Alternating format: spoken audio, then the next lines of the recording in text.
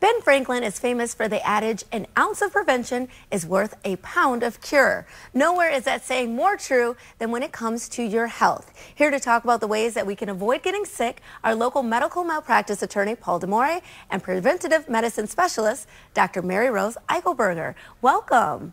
Thank you. So happy to have you guys here. So I want to start with a topic that I know is near and dear to both of you. We were talking about obesity and being overweight, and 2/3 of Americans right now are either obese or overweight, and we're seeing that childhood obesity has increased, what, triple over the last 30 years? Why is this happening? Well, I'm going to leave why it's happening to Dr. Eichelberger, but I'm going to tell you why I asked her to be here. As a malpractice attorney, obviously, I speak to a lot of people who call me and think that they've had a bad medical result. And many times what I find out is they were a setup for a bad medical result because of the lifestyle choices that they had made over the course of 10, 20, 30 years of poor diet decisions, poor exercise decisions, poor healthcare decisions. And I thought to myself, who better to have come and educate your audience about this than a preventative medicine specialist? So I asked Dr. Eichelberger to join us. And so talk to us a little bit about your specialty then. I have been an internal medicine physician for over 25 years, and during that time I realized that the traditional medicine focus is largely on treating disease instead of perhaps preventing it. So that drove me to seek more information, and I actually recognized that food is the original medicine, and we all need to understand how better to eat.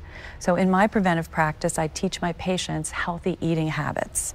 And I have to go back to the fact that in the 1990s, the original food pyramid made and promoted by the USDA,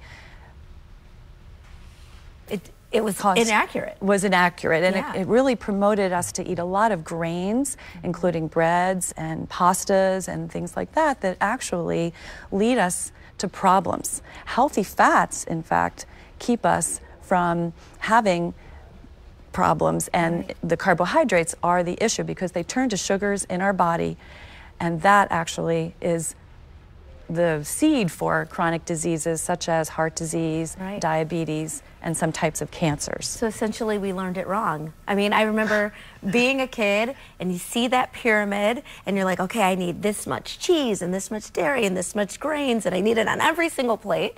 And then now we're sort of seeing the effects of that in the 20, 30, 40 years since that's been implemented. It's really unbelievable that for the majority of my practice time, I have been teaching information that wasn't necessarily correct. We actually need to eat healthy fats.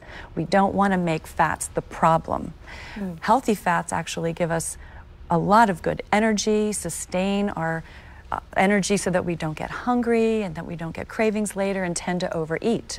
It's the simple carbohydrates like grains, breads, pastas, even candies and so forth that actually just give us a little burst of energy and later can lead to cravings, and in all honesty can lead to insulin resistance and extra weight and the consequences of that, which are heart disease, diabetes, and so forth. So it becomes this cycle.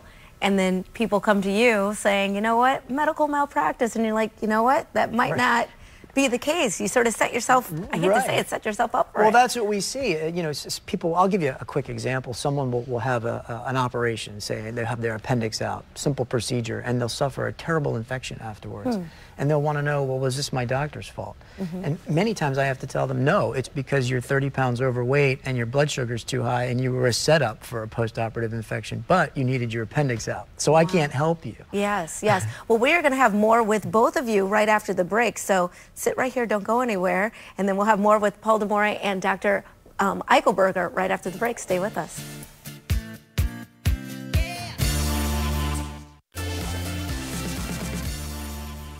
Thank you for joining us. We're continuing our talk about preventative medicine with malpractice attorney Paul D'Amore and preventative medicine specialist Dr. Maryrose Eichelberger. Just before this break, you were telling us a little bit about your practice. Can you tell us more about it?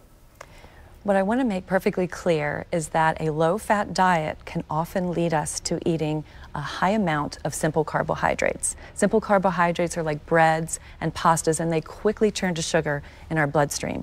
Complex carbohydrates like fruits and vegetables, we need to eat a lot of those. But the simple carbohydrates actually lead to unusual and bad fat accumulation in our body.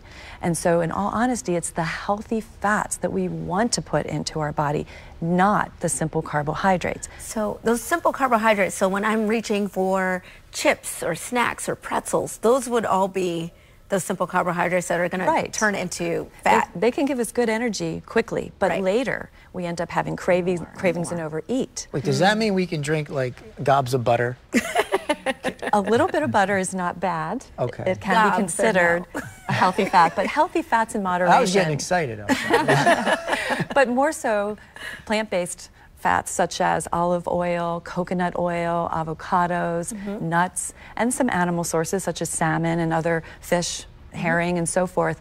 They really provide us with the healthy fats that we need to have sustained energy, decrease cravings, and actually multiple studies have shown that diets full of healthy fats and low in simple carbohydrates actually cause more weight loss than a diet high in simple carbohydrates. It's so interesting to hear that, because I think for the longest we were all hearing about low fat this, low fat that, and you still see the signage everywhere about this is low fat, and now we're hearing, yeah, that's not necessarily what you should be looking for. And that's what we need to dispel. Let's get healthy fats in our diets. Let's keep our cravings down, and let's, you know, promote good health in our tissues and in our bodies, and eat in a very healthy way, not the simple carbohydrates. That leads us to excess sugar and diabetes, heart disease, and some types of cancer. Right, and all those breads, we hear, you know, whole grain breads are good, but it still will turn into sugar into your body.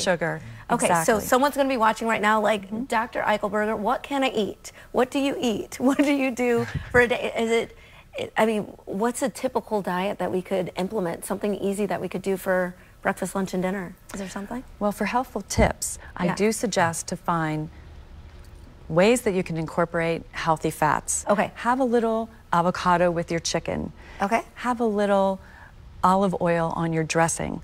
Right. Make your own dressing. Yes. Make it whole. And whole foods are actually really what we want to focus on.